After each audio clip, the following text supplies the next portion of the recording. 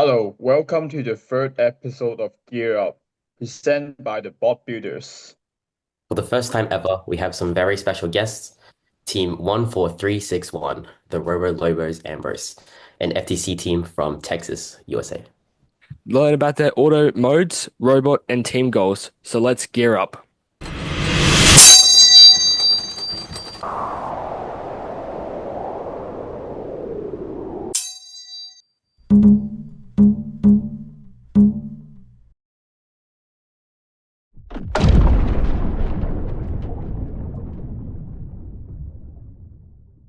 Can you guys tell me a little bit about your team, where you're from, school, and your experiences in the FTC program? Yeah, so we're from Texas. We're a school team, and we have three other team or two other teams that are part of our school. We have an FRC team also within our school. Yeah, our FTC community here is like really amazing. We've had like a really amazing community just all throughout Texas. Yeah, is there? Yeah, so what are your goals for this season and the future?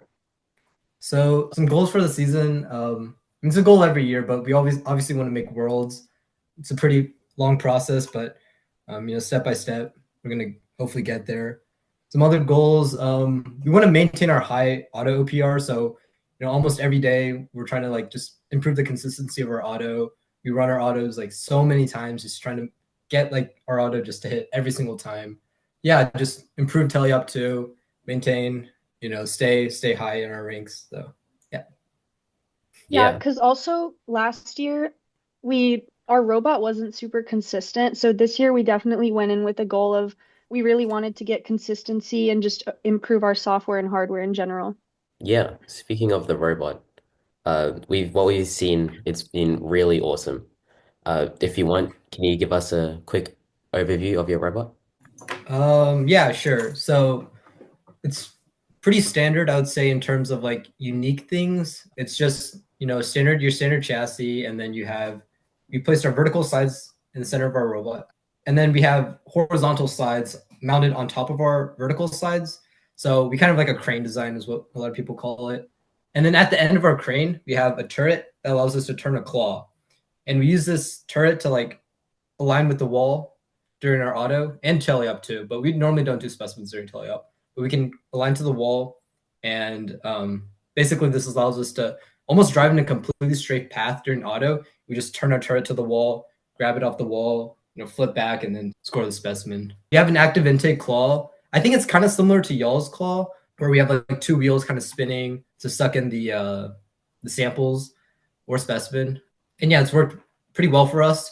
Obviously, there's a lot of optimizations that could be made. Our claw is like really massive right now, so that's one of the goals that we want to shrink down for the next competition.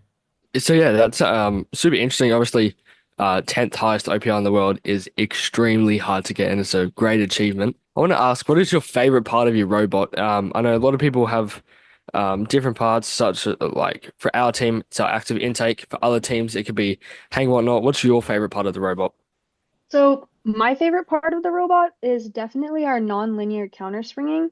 So we essentially have a lever with rubber bands and we counter spring our slides with those. And I'm just really proud of it just because it took us so long and we had to switch to cascade stringing to do it. And it just fixed a lot of issues because our slides were drawing a lot of power. And yeah, it sped them up a lot too. That's awesome. Counter spring really makes your slides really fast. Yeah, I can see like there are many different challenges you guys have to go through. Can you tell us more about some challenge that you guys have faced during the season? So one of the challenges, like Glenn said, was like our slides being really, really heavy. Just with it just comes with having a crane design. Your slides are just gonna be really heavy, and you're gonna be moving a lot of weight up and down really fast. So that was a challenge that we had. Another one was the weight of our active intake claw.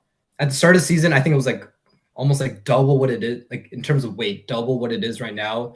It still kind of does, but our claw would push samples like away from us while we're intaking rather than like suck it up, just because of how big it was. And we worked really hard to like try to optimize our claw, make it so it pushes less and more like sucks it in. That's Anything that's else? really cool. Yeah.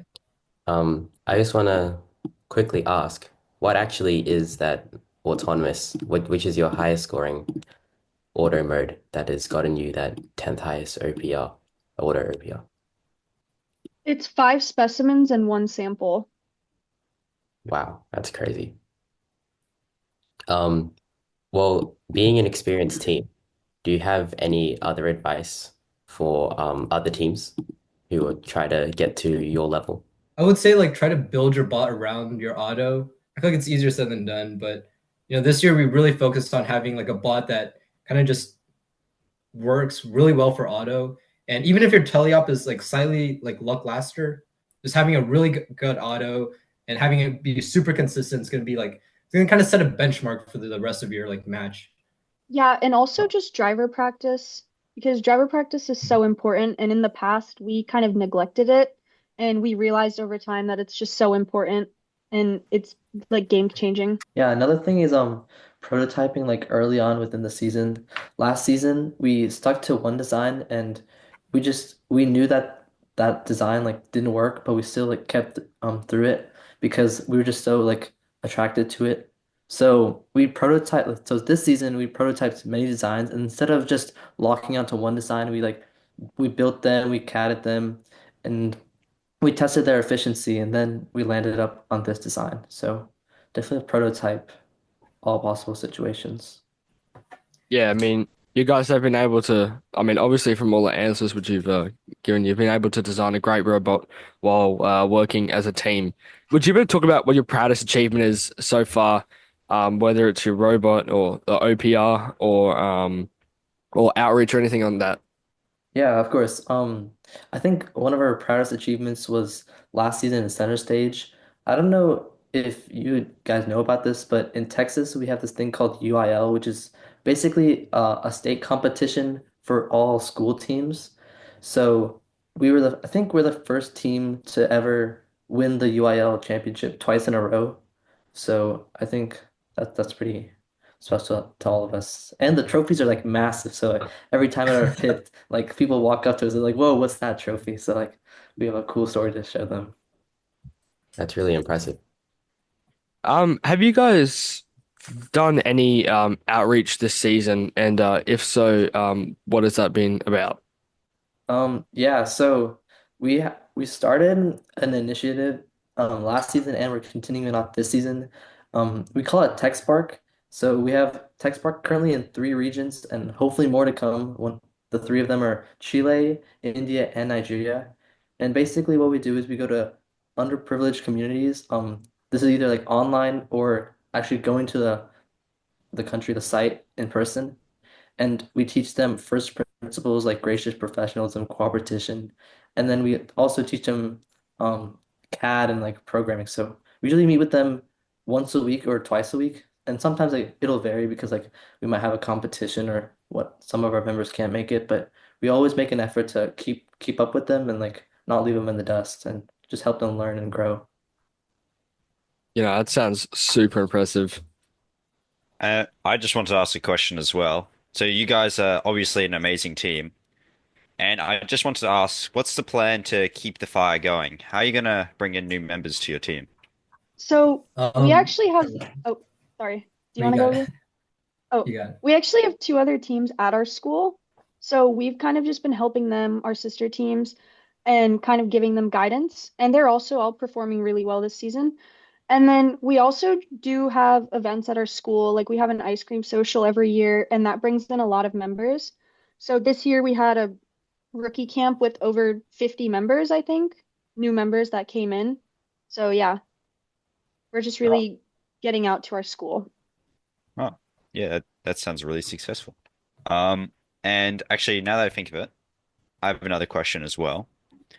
What is like, obviously, bringing in new members is one thing, but then training them is another. So, how do you pass on all your knowledge and experience to these new members you're recruiting? We have like a really like hands-on type of like learning environment. I think it's probably because like most of us learned that way. Like our seniors just kind of threw us out and just like build something, try to make a robot. It was very like free, I guess. You could just make something. You weren't like constrained or anything. And we've tried to like keep this mentality going because it's really like encouraging for like creativity and things like that, because something that a rookie member like might think of, like a veteran member might not think of. So we just kind of like let them like make whatever they want. We have a few teams like rookie members, just like it's actually really successful. We have two, I think, like almost fully rookie teams, and they're like really doing well in our league right now. So you mostly focus on getting them the hands-on experience with what Yeah, it's actually yeah. like. Just letting them get started, like make something first. Yeah, I think that's a really good approach. That would get them interested really quick. All right, that's all questions from me. Being a school team, it is good because you do get that funding behind you. However, it can be tough. Um, how do you gain sponsorships, and if you do, how do you maintain them?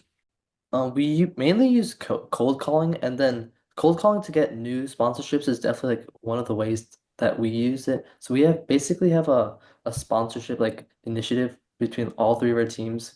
Every week we like give our members okay, you call these three people or like some amount of people just to keep like just like people new calls and just new people like in the system. And we have like an Excel sheet, so we're gonna be like, all right, they said yes, they followed up, like and so on and so forth. But then most of the time, cold calling obviously like doesn't work.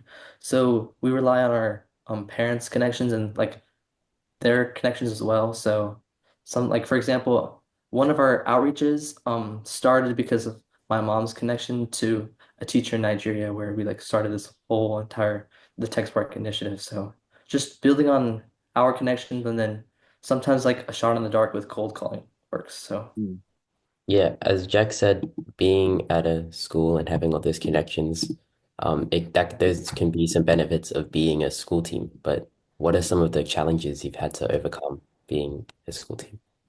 Not really. I mean, the only thing I can complain about is like the size of our room, but even then, like we're really grateful for our school.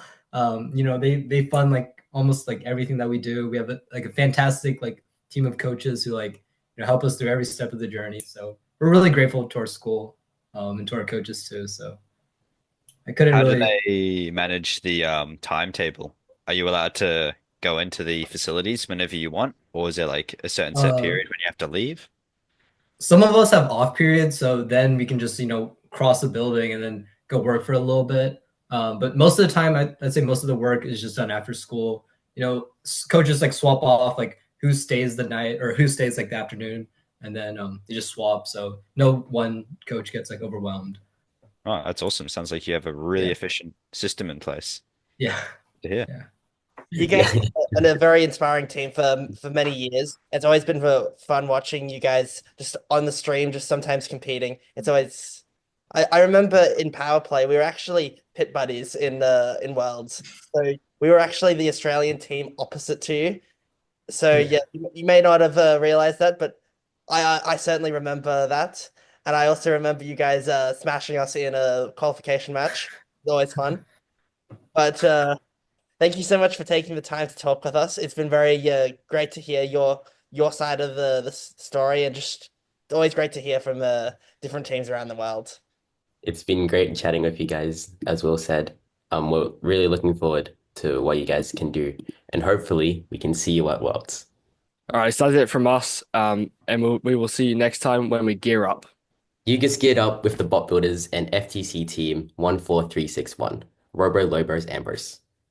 If you want the opportunity to feature on the Gear Up podcast, head to the link in the description and sign up now. Thanks for watching. See you in the next one.